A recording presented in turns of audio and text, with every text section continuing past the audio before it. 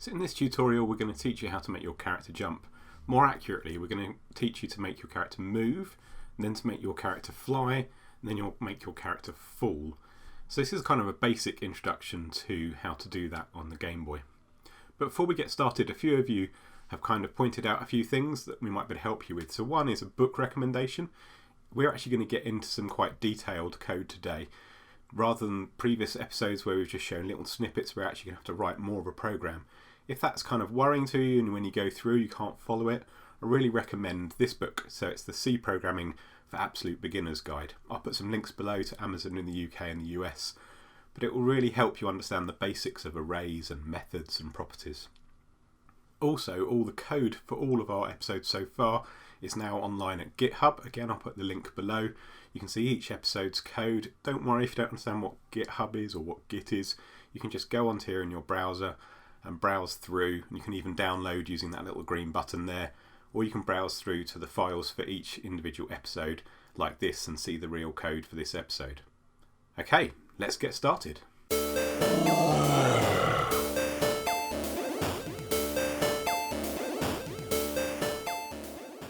We try and keep these tutorials as short as possible, so I'm going to use some code we've previously written, quickly go through it, but then we'll get on with what we need to start doing, which is make our character move.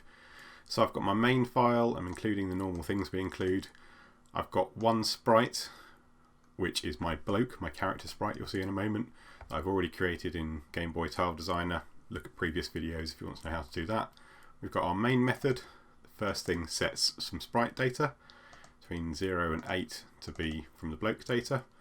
It sets a sprite 0 and it puts 0 from the sprite data into it, and it moves sprite 0 to 10, 100 on the screen.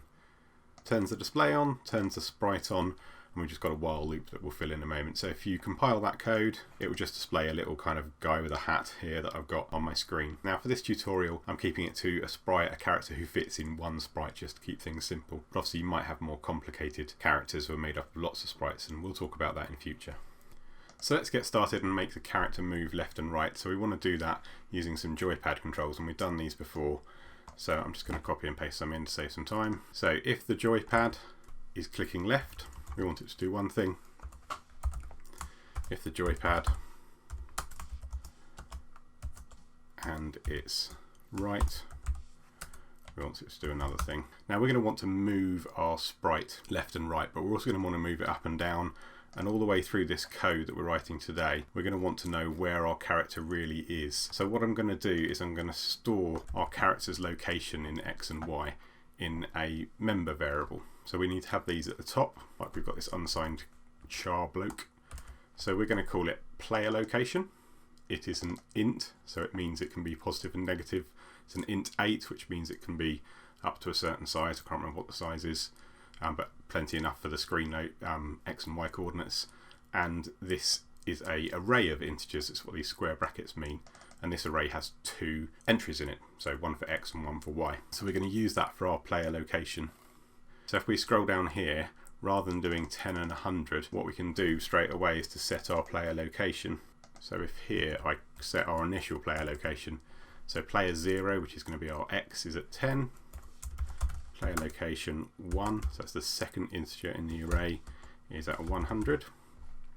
And then we can refer to the player's location by these all the way through our code now. There we go, and that will be more helpful later. So that will compile and work in the same way, but what we're now going to do is make the player actually move when we click on left and right. So we're going to do that with two commands. Again, so you don't have to watch me type, I'm going to paste these in. So when it moves left, we want to move the X position of the player, so across the screen. So that's the player position 0. So we're going to set player position 0 to be -2 every time you press the left button. So it'll move left of the screen. And then we're actually going to move the sprite that is 0, so our player, to the new locations. So that's really easy. When you go right, we're pretty much going to do the same thing, but we're going to add 2 to the player's X horizontal location. So if we now compile that, you'll see our player moves incredibly fast leftwards and right. We've got to slow that down In previous videos I've used the delay function. The only problem with the delay function, as someone's pointed out to me in a recent comment, is that it uses a lot of CPU. So there's a better, more CPU efficient way of doing some delay.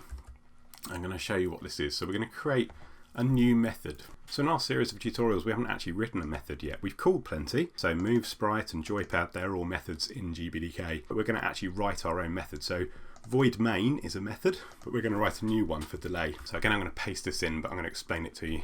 So I've called this performance delay because it doesn't max out the CPU, and you can call it with an integer, an unsigned integer, so it just doesn't have a positive or minus in the number of times you want it to call this. And then all it does is loops. So it declares an unsigned integer called I, and then it loops from I equals 0, so I is less than the number of loops I've asked it to go through, and this I++ basically means to increase each loop, the I variable. And then it calls this method called waitVBLDone. This is a GBDK method that basically waits until the one screen has been drawn. As the computer scrolls down the screen drawing all the pixels, it waits until that's been done. So we can just wait a number of those, however many we want, and that will then give us our delay, but it isn't so CPU intensive and therefore doesn't drain the battery so much. So we're going to take that, put it at the bottom here, which is where we're going to call it. So after you've gone through your while loop, I want you to call performance delay, but then we've actually got to pass in how many loops we want it to do. So a bit of trial and error here to try it out. 5 seems to be about right. So if we put that in and build it, you'll now see the character moves quite smoothly left and right across the screen. That's about what we need for our game. So we've made the character move to the left and right. Now we've got to make him fly. So we're going to do that by having another if function for the A button. So if joypad and J A. And we're actually going to get it to jump now. So again, we're going to create another new method called jump. And this is going to be a void method. We don't expect it to return anything again. So void jump. And for now, we're not going to pass anything in. And then we're just going to put our jump method in this if statement. So when you press A, it's going to call our jump function. Obviously at the moment it's going to do absolutely nothing.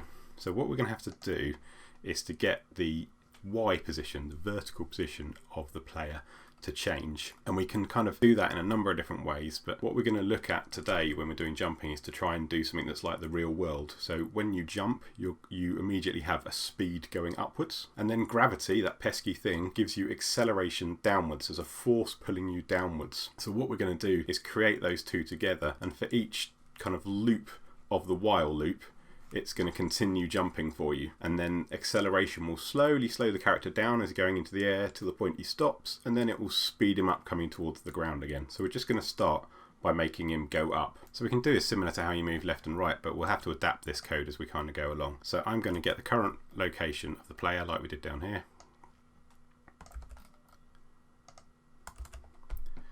But now we want the Y position, so that's the player position 1, and we're just going to set some speed. So we're going to have a speed upwards of 2. It's just going to carry on adding 2 to it each time I jump up in the air, each time you kind of loop through it.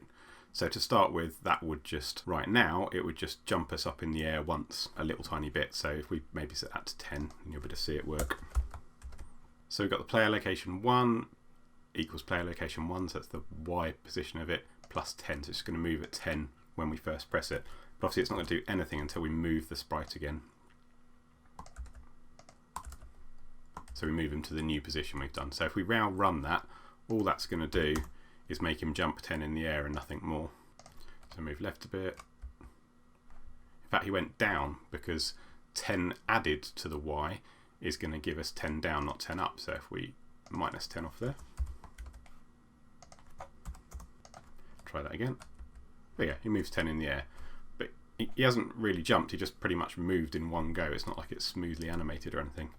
So we're going to have to get him to move each time he's kind of jumping up in the air. So for each bit of the while loop, we want him to move a little bit each time. So let's have a look at how we're going to do that. So we're going to need to know whether the character is jumping or not. So we're going to create another variable at the top here to tell you whether he's jumping. All we need to know is he jumping, yes or no? So we're going to use a byte, which is basically true or false, 1 or 0. So in our main method here, we need to make sure that jumping is set to 0 when we start. So jumping, because he's not jumping to start with. And then we're going to call jump here And when we go into jump, we actually want to set that he is jumping. So we're going to do, but because we're going to loop through this, we don't want it to set jumping equals 1 every single time. So we're only going to do that if jumping equals 0 when we first come into it. We're going to use that a bit more in a moment as well. So if jumping equals 0 the first time you jump, set jumping equal to 1. So at the moment it's just going to jump that once, and it's going to jump 10 pixels. We want it to do it smoothly, and we want it to kind of continue as it's going through the while loop, jumping up. So I'm going to change that to 2, so it's a small increment. And then down here we're going to either say either the joypad is pressed with the A button, and we're going to use an OR, so I need to put this in brackets, so it's either that, and the OR in C and lots of other languages is 2 pipes like this from your keyboard. And then we're going to say either that you're pressing A or jumping equals 1. This double equals is what, when you're checking something does actually equal something, that's what you use. If I just did single equals like we have above, it would set it equal to 1. We want to check that it's equal to 1. So either I'm pressing A or I'm still jumping, and therefore carry on processing it each time you come through the while loop. So I compile that, and if we jump, I've taken my fingers off the keys, he'll just carry on going. In fact, he'll eventually reset and come on the bottom because of how the uint works. So obviously I've now got him to fly, but that's not a lot of use. I now need him to start coming down again. So let's look how we can get acceleration to actually start him coming down again. So we're going to want 2 new variables to help us do this. So we need to know what speed the player currently is at, because he's going to slow down as he reaches the top of his jump, and then he's going to speed up again. But we also need to know how much acceleration gravity actually has. So we're going to create a uint called gravity, which is pulling down with -2 pixels each frame, and we're going to have a current speed. So if you look in the jump here where I set a kind of speed here, that's what we're going to actually set current speed. So if I'm not jumping when I come to jump, I set jumping equal, I'm going to set the initial current speed. So current speed y equals, let's say 10 for now. And then that's what we're going to replace that with. But now we need to actually show that gravity is having an effect here. So what we're going to do is each time this loop, each time jump is called by the while loop, we're going to slowly decelerate the player, so pull him down with gravity. So the way we're going to do that is we're going to work out the current speed. So initially it will be 10. We're going to say it's the current speed plus gravity. And we actually need to look up here, gravity was set to -2. So the first time it comes around, it's going to set current speed to 10. Gravity is going to take 2 off, so it's only going to be 8, and then it's going to move it 8 in the air. But the next time it comes around, it's going to take another 2 off, and another 2 off, and another 2 off. So it will start to pull the character down. Eventually the current speed will become negative, and it will pull it down the screen. So if we run that now, you should start to see a jump happening. I move left and right, jump. There we go. The only problem is we're not hitting any ground anywhere, so gravity is just going to get faster and faster. You can see he's getting faster and faster there. So if I reset and watch it again, so it jumps up in the air and then carries on. So there's nothing stopping gravity when I reach a surface. So if there's a platform, I'd need some way of knowing I've reached a surface. We're going to keep it nice and simple for this one, and we're just going to worry about when he gets back to where he started from. So let's have a look at that. So we're going to do that in another method in a way that might be able to be extended later on when we're looking at collision with the background. So we're going to call a method basically that tells us whether our player, our character, is actually hitting a surface, or it would hit a surface if we moved it. So if you follow with this, I'm going to start with it returning an int 8. So unlike the others that don't return anything, this is actually going to return a value, and we're going to call this method would hit surface. And what we're going to pass into that is the new Y position of the player that we want to test whether it would hit a surface. So it's another uint 8, because that's what the player's position is, and we're going to call it projected Y position. So we're going to call this before we actually move the player with what we would want to move them to check whether that would hit the floor or not. So for this simple example, we just want to know that the initial floor position that he starts at, that this Y position is either at it or below it. So we don't actually have an initial floor position yet, so we're going to go and set that. At the moment we are just setting it when we set the current player's location. We're setting it at 10 here, I think. We're setting the player's Y position here at 100, so we're just going to take that 100 and actually put it into a variable that we can use. So another uint8, and we're going to call this the floor Y position. So in this really simplistic game, there's just one floor, and it's where the character starts at 100. So I can take that variable and get rid of the 100 that I was setting the user to there. But now we can actually check whether the projected Y position is either more than or equal to. So is it further down the screen or equal to the Y position? So if projected Y position is greater than or equal to the floor, so if it's either at the floor or would go beyond the floor, then we want to return the position of the floor, and you'll see why we use that in a moment. So otherwise we're going to return -1, which basically means that it hasn't hit anything yet. So the reason I'm returning the floor position is if later we turn this into actually detecting where the background is and colliding with it, then different surfaces would have different positions, and we'd need to know where the surface I'm about to hit's position actually is to stop the player. So we've now got a would hit surface method. We now need to call that. So we call that in our jump method to work out whether we should stop jumping, basically. So we need something to store this return value that comes from this and to be able to use that. So we're going to create a new variable, but we're going to create it inside the jump method. You have to put variables at the beginning, so don't put them further on. So it's an int8, just like this returns, and we're going to call it possible Y surface, or possible surface Y would be better. So if there is a surface, this is going to give us the Y value of it. If there isn't a surface that I'm hitting, it's just going to be -1. So possible Y surface. And so now down here we actually need to check whether the new player's position would actually hit this surface. So that's the new player's location. So possible Y surface equals would hit surface, and then where we would move the player. So we're going to move the player to this new position here that we've just worked out the current speed, so that's what we pass into it, semicolon on the end. So that if it is about to hit that surface, it will actually return where the surface is, the floor Y position. If it isn't, it will return -1, and we can just carry on. So let's write that if. So if possible Y surface is greater than -1. So if it isn't going to hit, or if it is going to hit a surface, then do something. If it's -1, it will just skip this and carry on. So if it has hit a surface, we actually want to stop jumping. So, and then rather than setting the player's location to where it would have been, where we thought it would be, which might be below the position of the surface, we actually want to set it to the surface. So we're going to take this move sprite,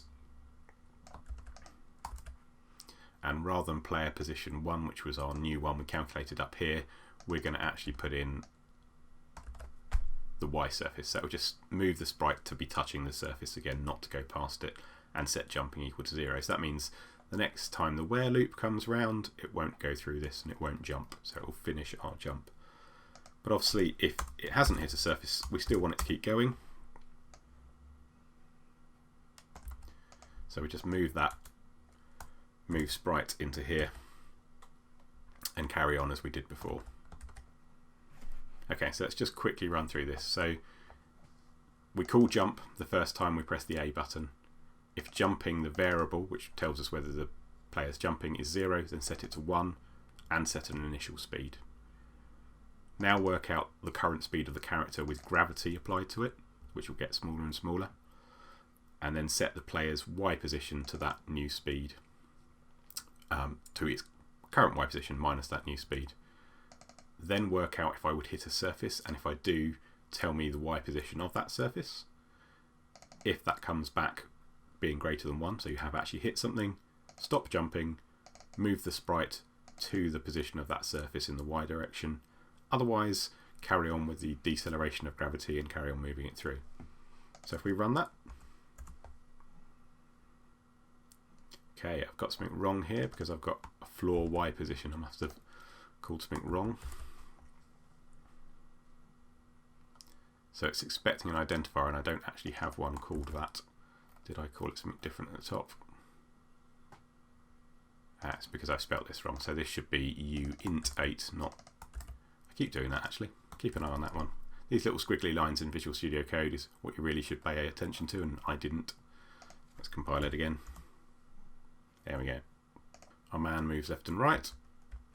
He jumps in the air and he stops on the surface. So that's pretty good. We've got pretty much everything working for a basic jump there. Obviously, if you were doing a platformer, you'd have to have a more complicated method for whether it's hit that surface, but we can look at that in future when we look at collision with the background. But there are a few things we can do to clean up this code a little bit and make it a bit more reusable.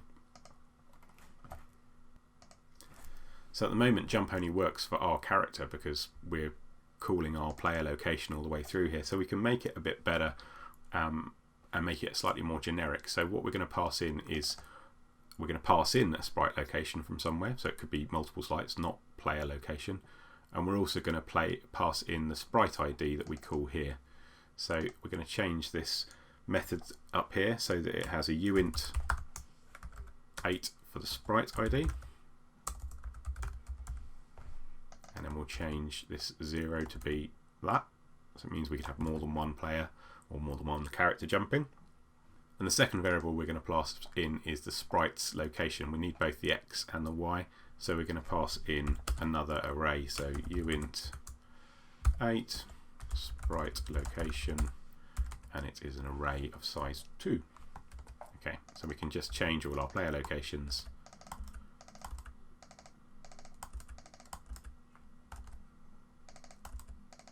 to be sprite location. So that makes it a more generic bit of code. You want to write your code that can be reused. You don't have to come back and change it all later. So now our jump method down here is wrong. You can see it's got a little squiggle here because it's telling us that we're not passing in enough arguments. So the sprite that we're moving is 0 and the sprite location is player location. So we've now made a generic jump method that could be used by different sprites. If I make that, still works. So today we've kind of gone through actually writing more of a program than we ever had before. Again, like I showed you at the beginning, if you're not used to writing methods and member variables and you just don't understand what arrays are, go and get that C book and just give it a skim read at least. It will give you enough of an introduction that these things are a little bit more natural to you. But there we are, we've shown you how to make a character jump after making him walk and fly, and you can kind of see how that all came together to actually be using kind of almost real physics. We're really using gravity there as an acceleration against the player. So it can be reused in lots of different ways. You can tweak the numbers so that it goes much higher or much slower. But it gives you the basics of being able to jump. Hopefully you enjoyed this slightly longer one. I'll share the code if you look in the description below, as I have for all the previous ones. Go and have a look and get stuck in and try it out for yourself. Make sure you subscribe and we'll see you next time.